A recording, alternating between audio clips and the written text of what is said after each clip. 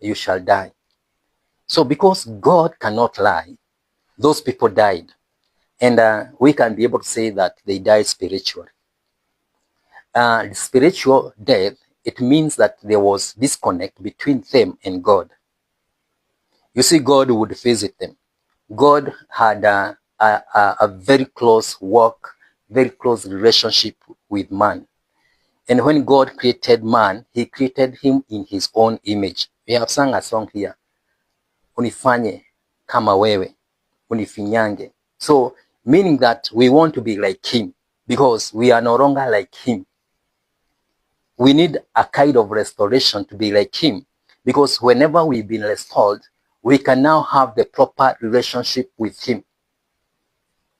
So God is spirit, and those who worship him must worship him in truth and spirit. Even us, there was spiritual death. And if nobody can live with a corpse in the house, God cannot live with a corpse in the house.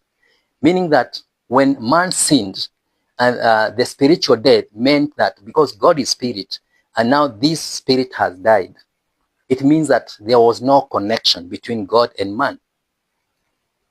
There was that which you can say there was separation. In fact, Bible says we were without hope. Yeah, we were dead, without hope, and like people who are lost. That's when Jesus came, so that we can be restored back. So I think it's very important to know of that spiritual death.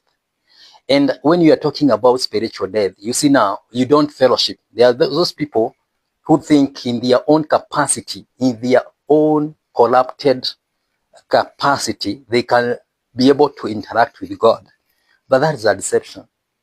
When the devil came and caused us to take, not now to take the image of God, which is pure, which is perfect, it means we adopted another image of the one who became our Lord,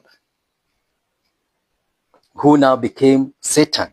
So you find that in people, they are having all kind of evils.